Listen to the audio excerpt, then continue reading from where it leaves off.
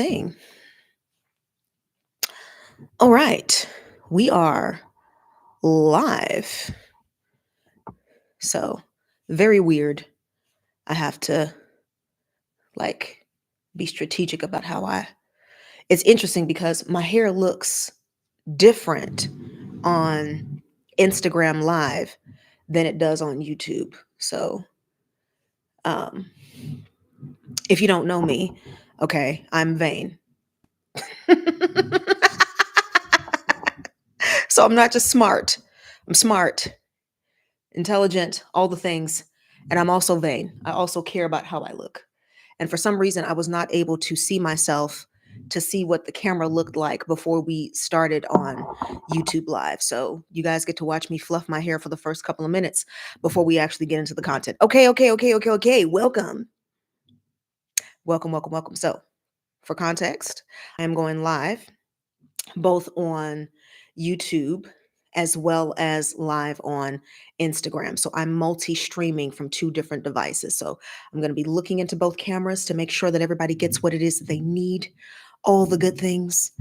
And we're going to go ahead and get started. Okay, so what are we talking about today? Today, we are talking about using AI to optimize your business model so that you can increase your revenue without having to increase drastically increase the amount of your workload. Okay. Now, this, for context, is the second video in a series that I'm doing on how to increase your revenue by 33% within the next 6 to 12 months. Okay. And it's how you're going to be able to do this without having to sacrifice your life and your time and your marriage and your health and your wellness and all of the things that you love, right? Being able to run a business that is profitable, that feels good to you, and that doesn't drain the life force out of you in order for it to exist and grow and thrive. So that's what the series is about. And today, well, in the first video, which if you haven't watched it, you should go back and watch it because it provides a lot of foundation for what it is that I'm going to be talking about today. In the first video, we covered the three strategic levers that you would need to decide, like which lever is it that I need to pull? The three levers that are the most important when you are looking to generate more revenue without sacrificing your life force. Okay. And so we talked about those levers being your business model, your capacity or the capacity of the business, and the opportunities. Okay. So model, capacity, opportunity. If you have not watched that first video, you want to go back and watch that first video. Those are the three levers. Today, we are going to talk specifically about the model lever, which is optimizing your business model. And I want to talk to you about using AI as a tool, as a support, as a strategic thinking partner to help you optimize your business model so that you can generate more revenue without having to sacrifice your life force.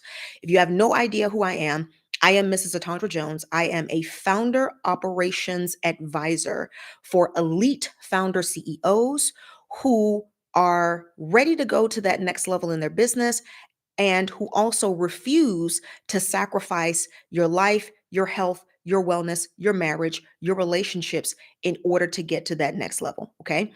When do people call me? People call me when working more hours stops working. People call me when you already have systems and you already have processes and you already have automations and you already have documentation. And for some reason, your business still feels heavy for you to run. That is when people call me. I have a rare and unique talent for being able to look at the operation architecture in your business and then redesigning your business so that it supports the well-being of the founder CEO. Your business now supports your well-being and it is based and built around your long-term vision, your leadership capacity, and the desires that you have to run a business that does not suck the life force out of you. That is who I am. That is what I do. And yeah, that's why you should talk to me. All right, let's get right into it. Okay. So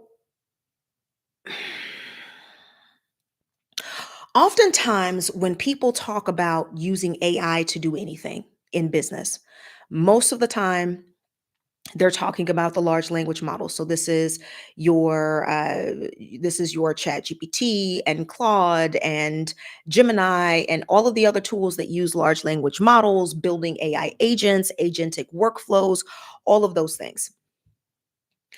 And typically when people start the conversation, what they will start the conversation with are prompts.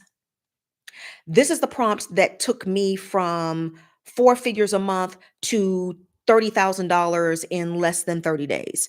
This is the prompt that got me 100 sales on my digital products. This is the prompt that landed me the biggest sponsorship with so and so and so and so and so and so and so. People like to start the conversation with the prompts. And it's important to understand when if you're going to use AI to support you, that your prompts mean absolutely nothing without your data. I'll say this again. If you are bringing AI into your business to do anything in this situation, we're talking about bringing it in to help you optimize your business model so that you can increase your revenue without sucking out your own life force. The prompts mean nothing without the data. Okay. So it's important to understand that prompt engineering is a communication skill. It is not a technical skill. It is a communication skill. And as a founder CEO, you cannot allow yourself to become enamored by somebody who wants to tell you that they have the best prompts to do something. So if somebody were to watch this and say, okay, well, I've got a prompt that's going to help you optimize your business model without doing everything that she told you to do. You don't have to do all that. You can just use this prompt. I'm going to tell you right now, it is absolute pumpernickel bullshit. Because if somebody gives you an amazing prompt and you put that prompt into ChatGPT and you give it a little bit, you give it your website and a couple of things about your business and you say, help me optimize my business model, it's going to give you something that looks really, really good. And it's going to look really, really good to you, especially if you have never taken the time to go through the process of optimizing your own business model. If you've not gone through those frameworks, if you have not gone through those steps, if you've never gone through the process of optimizing your own business model in a professional way, then the output that you will get from ChatGPT or from Claude is going to look really, really good. And it's going to look really, really good because it's better than what you could have done on your own. It's better than what you could have, it looks better than what you could have done on your own. It takes far less time. So maybe if you have tried to sit down and say, okay, I'm going to take a look at my business model and see where it is that I can make more money and this, that, and the third, right? If you have been through that process, maybe it took you a long time. Maybe it took you a lot of hours. And so you put something into Claude, or you put something into Chat GPT, and it gives you this output. It spits out this output in like a few seconds. And you're like, wow, this saved me so much time. And it looks so much better. And it's organized and it's got titles and subtitles and it's got the appropriate markdowns. Of course, on a Wednesday, our lawn care people decide to come. Of course, on a Wednesday, our lawn care people decided to come, even though they're supposed to come on Tuesday. If you missed my first video, I talked a little bit about lawn care businesses, but anyway, it's a whole thing. Whatever. It's well worth it. Okay, I'll just talk louder. So anyway, it looks better than what you could have potentially done on your own. But the reality is, without your data, And without very specific pieces of data, what you're getting, give me a minute.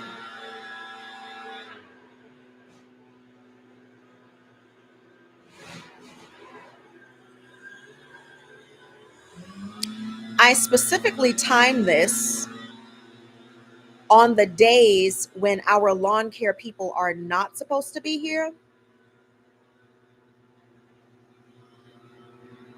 so that I would not have all of this going on in the background. I don't even know if you guys can hear it.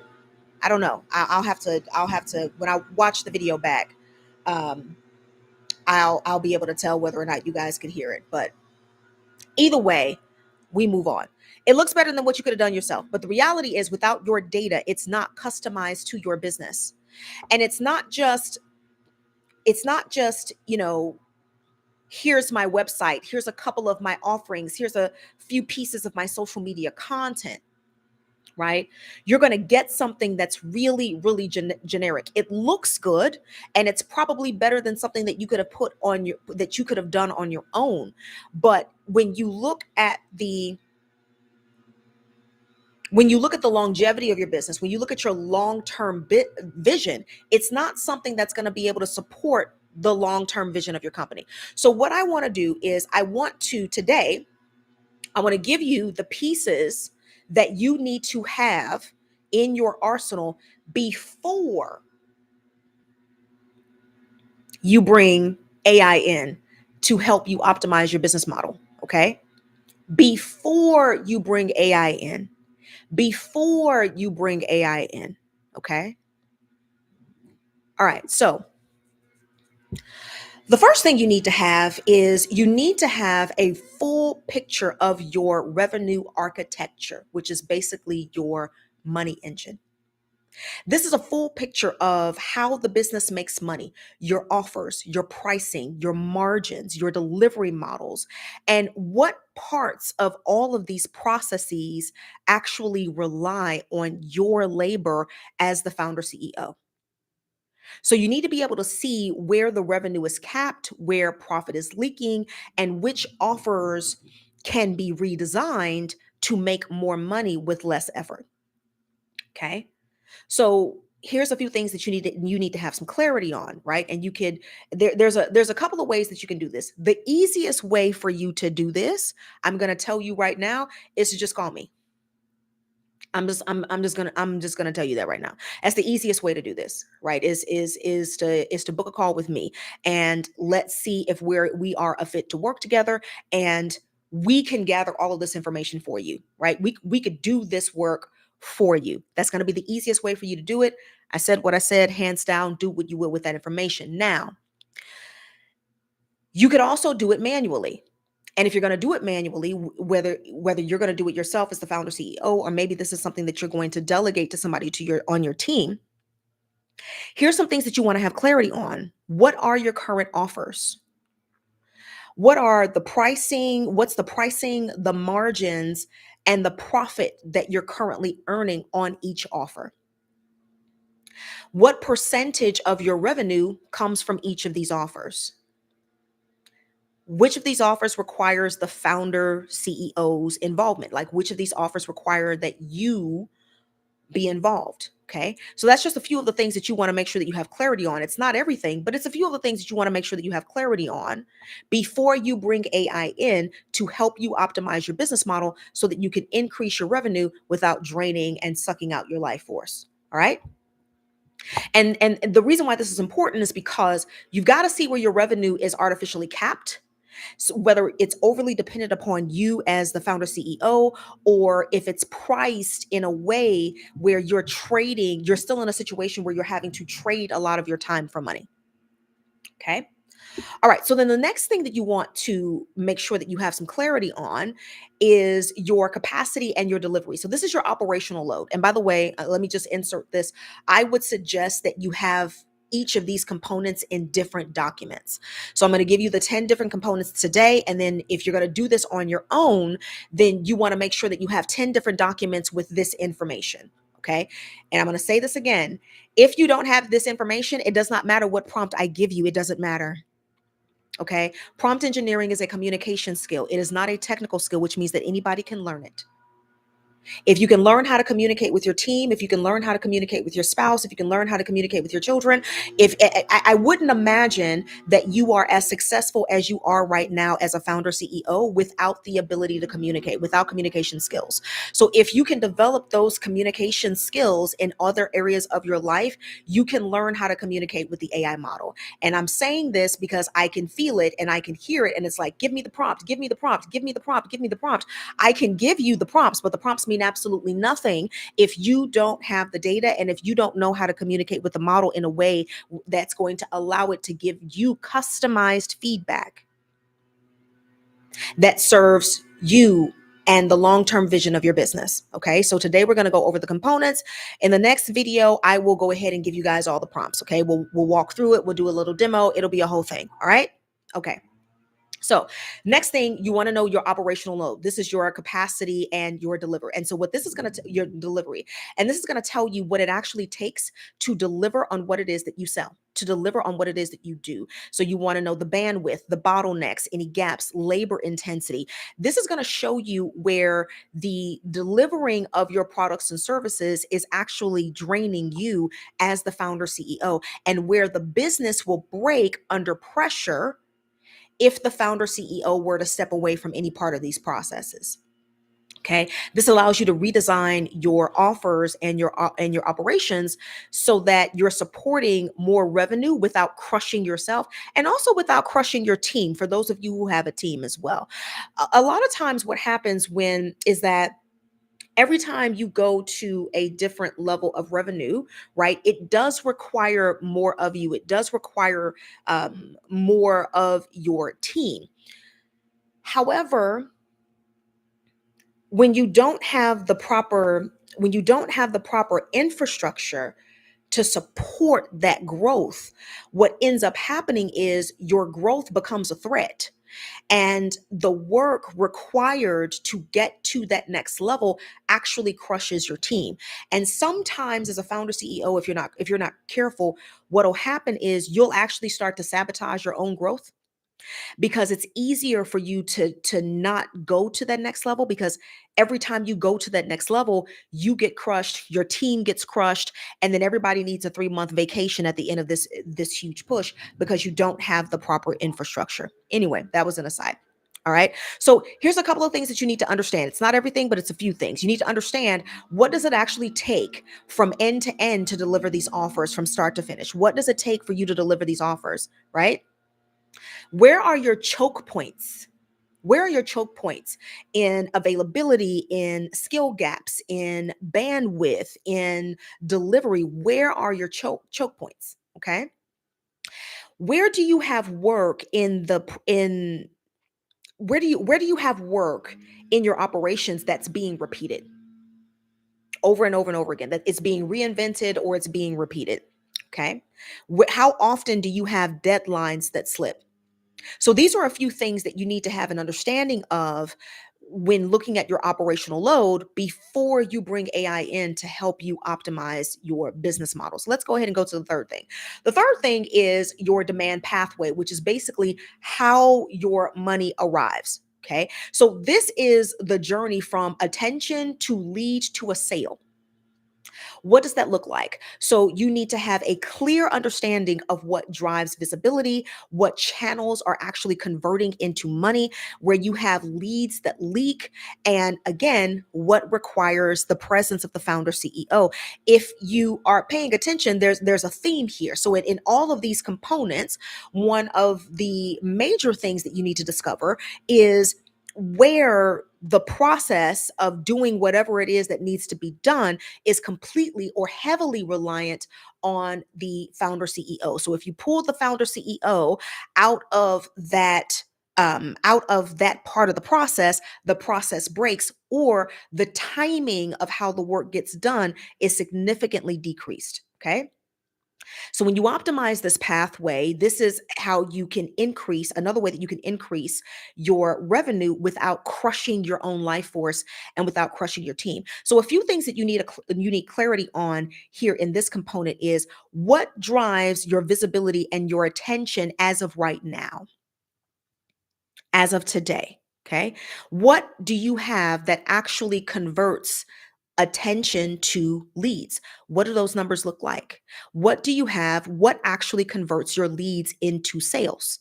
How long is your sales cycle?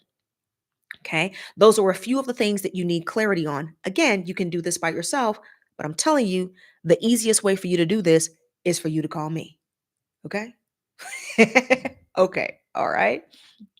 So, the fourth component here is your decision flow. Who owns what? These are your decision frameworks. And these flows or lack thereof will expose more bottlenecks. Okay. So let me remind you, this is about optimizing your business model so that you can increase your revenue without crushing your life force and without crushing your team. Okay. So these decision flows basically show you the criteria that the business uses for the choices that you make, for the decisions that you make. And so without clear and clean decision ownership, then you end up with with stalling your speed. It just stalls, right? You have choke points. And so when your decision flow is optimized, the business can move faster, and it can do so without demanding more out of you as the founder CEO.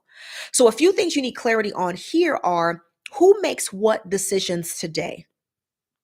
Okay. So looking at all of the decisions that are made in the business, and then getting clear on, as of right now, right? And let me insert this as well. As you are going through this process, what's very important that you focus on is that you focus on the as is process, like what does this look like now, not what do we want this to look like, what would this look like in an ideal situation. So you've got to be completely honest about what it actually looks like now. Okay. So who makes what decisions? As of today, who makes what decisions? Where does the founder CEO become the bottleneck? Are you noticing the theme? Are you noticing one of um, one of the most important discoveries you need to make when you are wanting to optimize your business model so that you can increase your revenue without killing your life force and crushing your team? Yeah. What decisions are being made right now that actually could be delegated or automated, right? What decisions being made could be delegated or automated? What is the criteria for what is considered to be a good decision in your business? So these are just a few of the things in this component that you need to have clarity on. So the fifth component is your team structure and ownership. So this will show you your human capacity for scale. Your human capacity for scale. So this is a clear view of who does what, who owns what outcomes, where you have strengths that are underutilized, and where you, as the founder CEO, are filling in gaps that you actually shouldn't have to fill.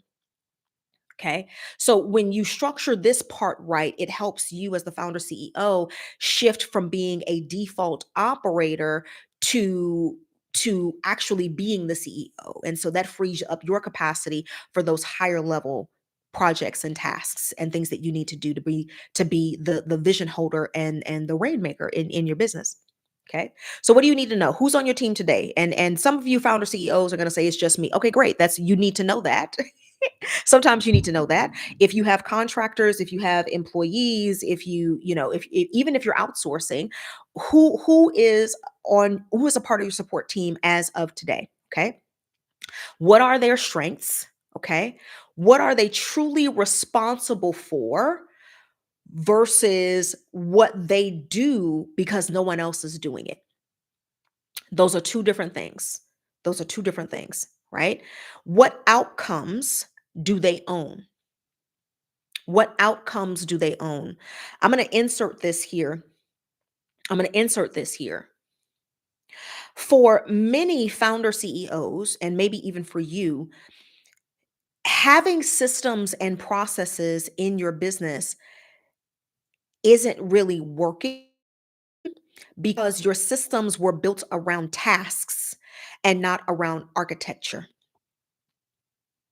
And so when your systems are built around tasks and not around the architecture of the business, then what happens is when you're looking at people on your team, or even if you're looking, if you're solo and you're looking at yourself, you start you start thinking about people who own certain tasks as opposed to owning the outcomes.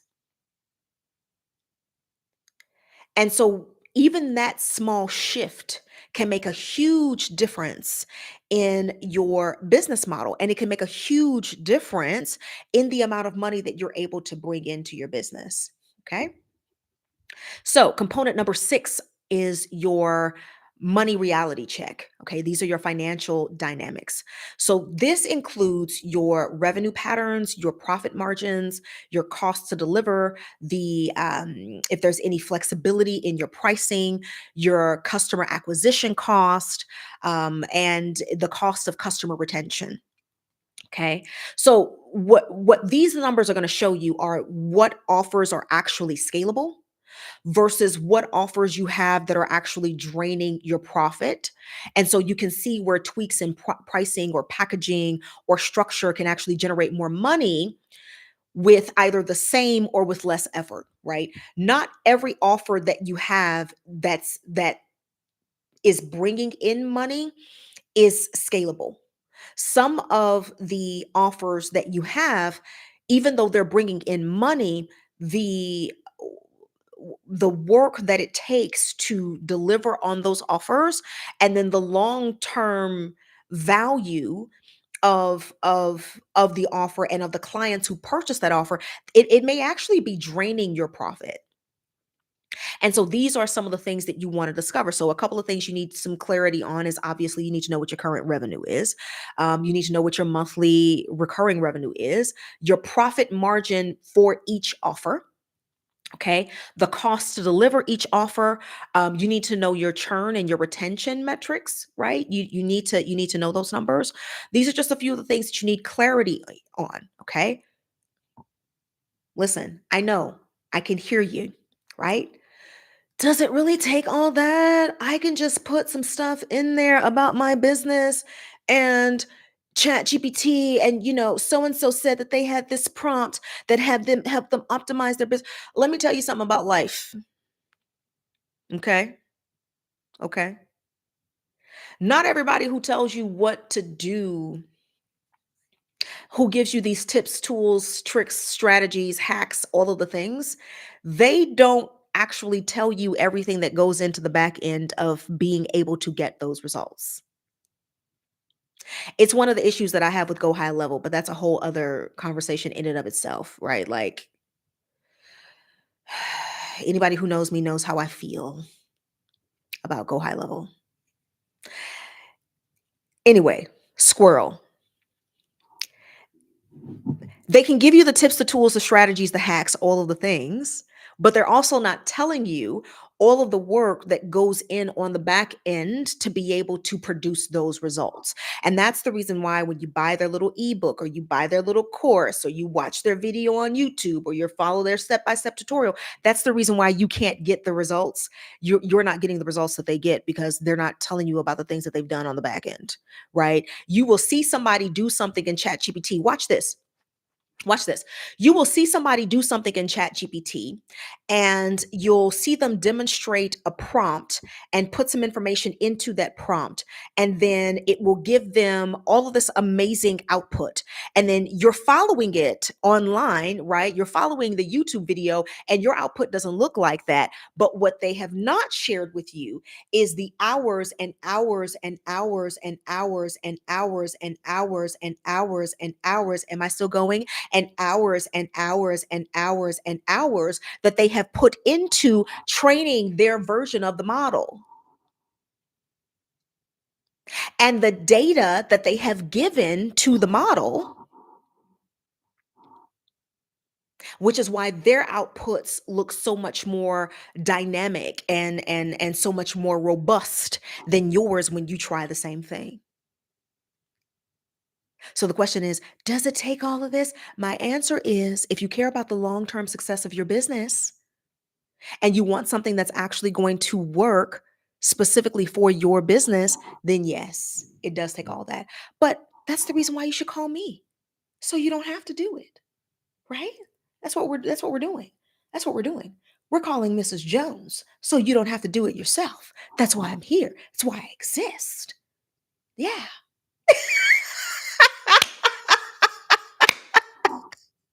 Oh gosh. Okay, okay, okay. We got three more. We got three more. We got three more. Okay. All right. So number 7.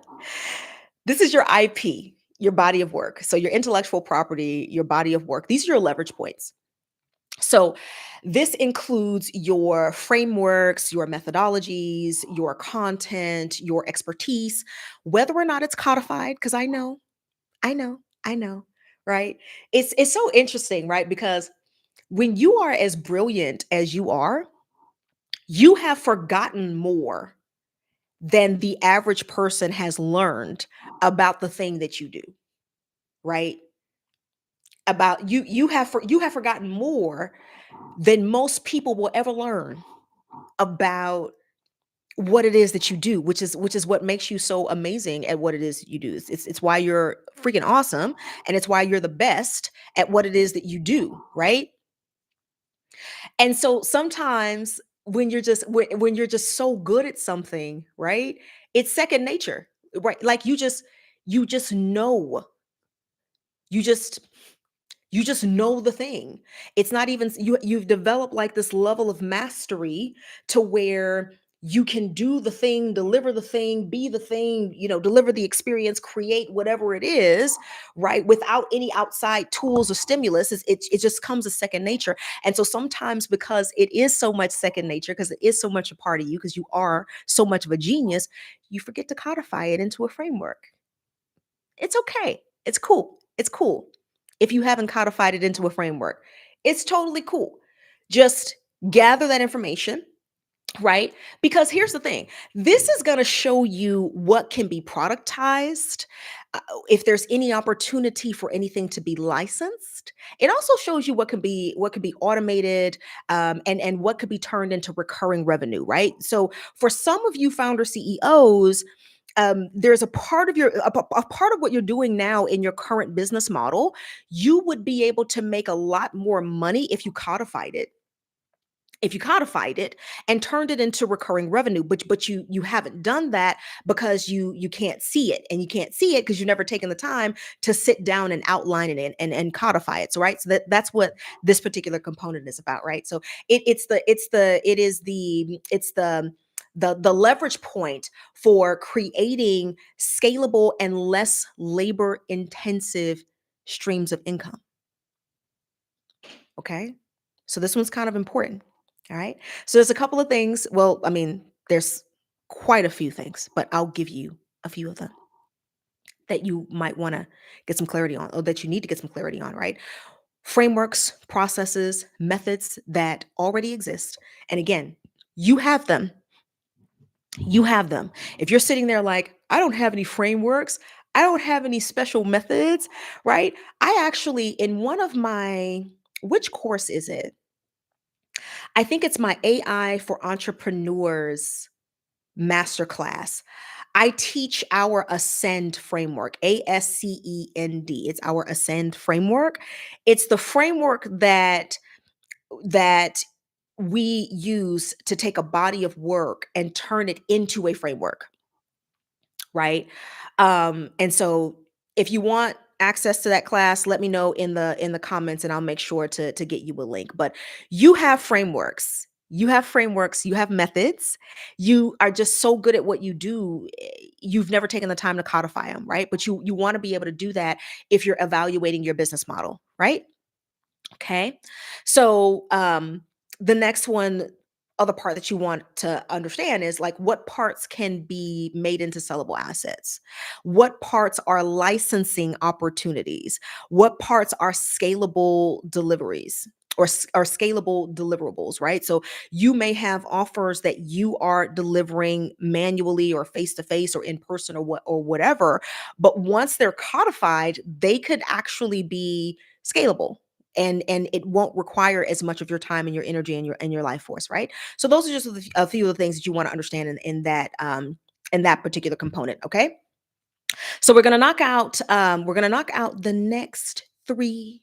Gonna knock out the next three. Okay, so the next one is your workflow and systems. This is your hidden cost center. This is where you're able to see where work gets stuck, where your data lives, or where it doesn't live, or all the different places where it lives. Let me let me insert this here. Okay.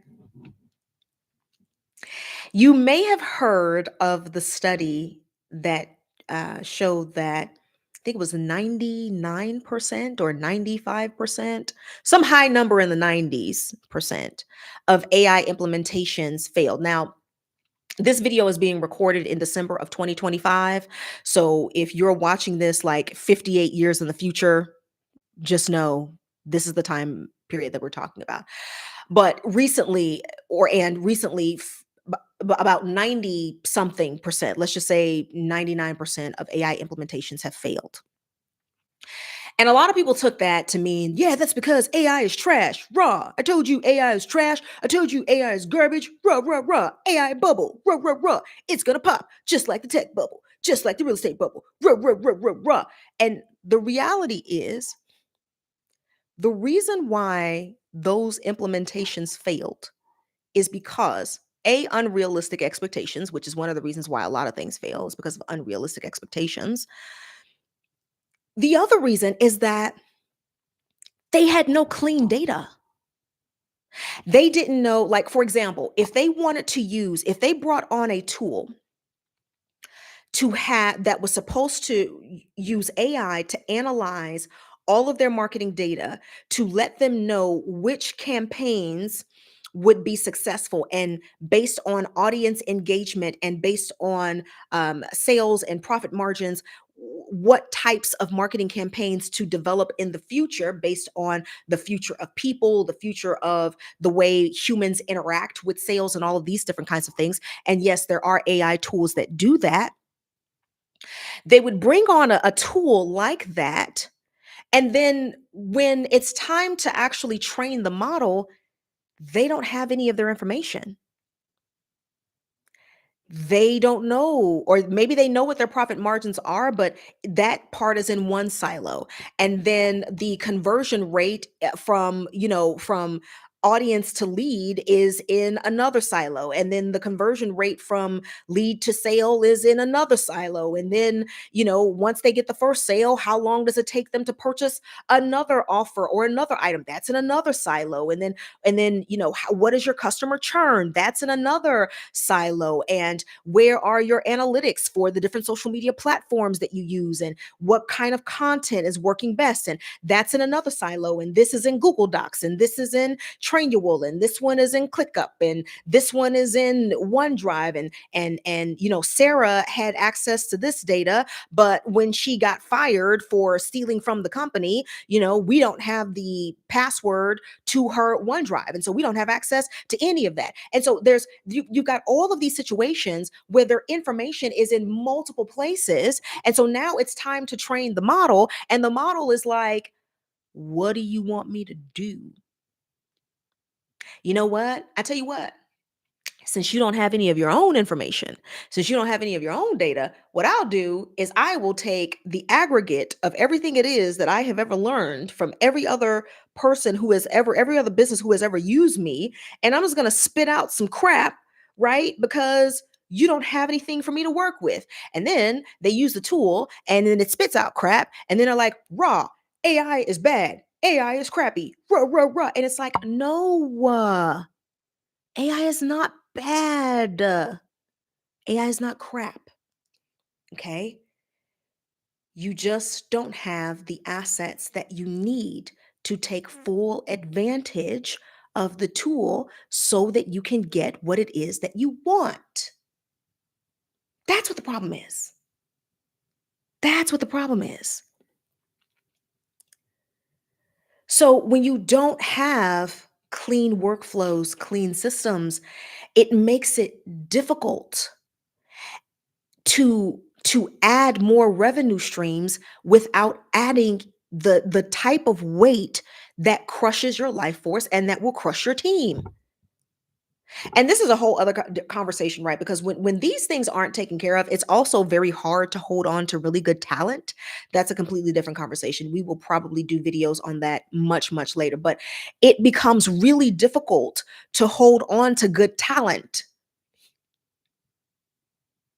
Anyway, that's component number 8. Component number 9 is the human constraint.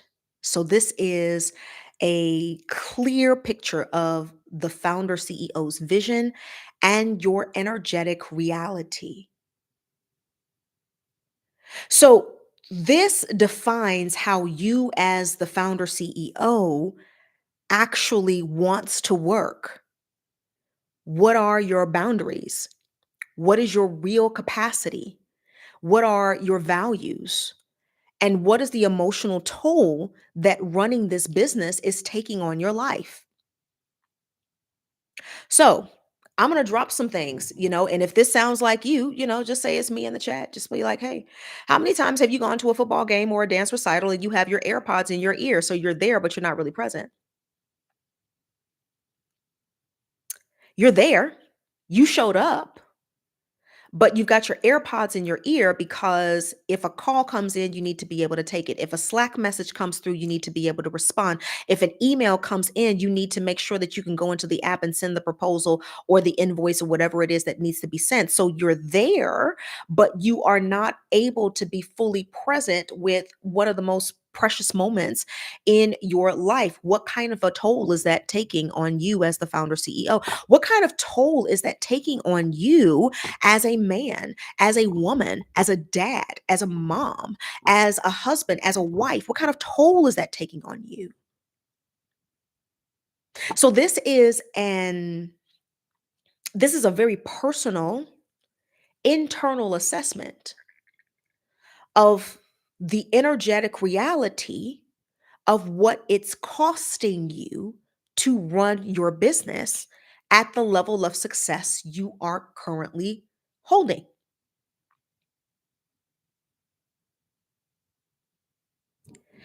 And so I'm going to say this.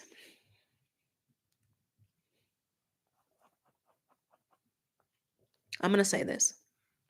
Well, the first thing I'm going to say, that might be quite obvious is that I'm not for everyone. My channel is not for everyone. What I talk about is not for everyone. The way that I work is not for everyone. So we can go ahead and just put that there, right? Because I get it. Hustle, grind, rah, do what you don't want to do. You got to do what you don't want to do. It's going to suck. You got to eat shit. Yeah. Nah, nah, nah, nah, nah. Okay, listen, I get it. Okay, I get it, right? And if you thrive on that kind of shit, then continue thriving. Okay, all right. Not all of us thrive on eating shit. Okay, not all of us thrive on eating shit. And so your business model must align with your truth as the founder CEO, with your long-term vision, not just for your business, but for your life, because you're the founder CEO. You are the founder of the business, and you're also occupying the seat of CEO of the business as well. So your life matters. Your emotional capacity matters. Your energy matters. Your brain space matters. It matters. It's important. And so if the business model is not supportive of the well being, the leadership style, and the capacity of the founder CEO, it will collapse either because of misalignment or because of exhaustion or because of resentment. It's not a matter of if, it becomes simply a matter of when. Okay. So this part requires that you do a very real assessment of yourself, of your life, of your capacity, and of what it is truly costing you to run your business at this level. It's like I explained earlier that if every single time you have a spike in revenue, it requires so much of your own life force and it crushes your team in such a way that you need long periods of time to recover, then what you will do, whether it's consciously or subconsciously, you will stagnate your own growth because for you growth is pain. For you growth is a threat. For you any sign of growth means that is a sign that more of my life force is going to be sucked out of me. And so this is part of the assessment that you need to do. This is part of the information that you need, okay? Now the last one is your growth potential. And it's understanding where you have the highest opportunities for higher margins, where you have untapped revenue that is sitting inside your current model, sitting inside your existing model.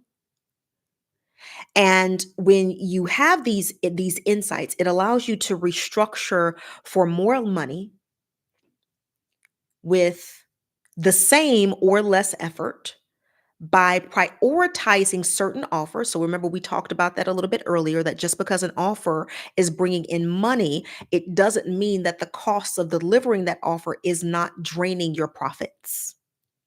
Okay. So you're prioritizing offers, you're prioritizing pathways, and you're prioritizing things with the biggest return. Okay. So those are the 10 components, okay? And if you're going to do this manually, all right, I would suggest that you do it um where you have so this is 10 different components, so you want to have 10 different documents, okay? 10 different documents. Again, like I said, you could do this yourself or you could call me, okay? Okay. So I think the next time I'm going live is Friday. And Friday, I'm actually going to do a demo. I'm not sure how it's going to work for you guys here on Instagram Live. Let me see. I think on YouTube Live, I can share my screen. I may just be able to flip the camera here on Instagram Live so that you guys can actually see my screen over there. But I'll actually do a demo and then we'll get into the prompts. Right. Because I was like, oh my God, like this whole video, it's like 47 minutes long and she didn't give me any prompts. Na, na, na, na, na, na, na, na, na, na, na. Listen, if you want to go ahead and be enamored by somebody selling you a $500 or a 500 prompt pack for 19.99, which is basically just a bunch of prompts that they went and asked ChatGPT for, I said what I said, argue with your mom, then fine, then do that. Then everything that I said today is not for you. Not even sure how you made it this far into the video. But understand that when you have this information, it's going to make what we're going to do with and we're actually going to use ChatGPT, just by the way. So if you're watching this and you're like, okay, what is it that I need to have? We're actually going to use ChatGPT and I'm going to walk you through a couple of examples. I'm going to walk you through some prompts so that you can use AI to help you optimize your business model. Okay? All right. Now, if you don't want to have to do any of this yourself, what I want you to do is I want you to book that 15-minute CEO clarity call with me. You need to do that. Let's get on a call. Let's talk about what's going on in your business. One of the first things that we're going to do is we're going to figure out exactly which one of the levers you need to be focused on right now in order to take your business to the next level, whatever that looks like for you. So if that is more revenue generated, which is the thing for, the vast majority of founder CEOs, if that's having a business that's easier to run, if that's being able to go to the next stage of scaling your business without sucking out your life force, without sacrificing your life, your health, your wellness, your marriage, your children, your relationships, the things that are most important to you, whatever that looks like, we're going to figure out exactly what lever you need to pull to what lever you need to pull and focus on right now to be able to do that and to be able to get the quickest and the fastest and most effective results. Okay. So there will be a link somewhere, depending on where you're watching this.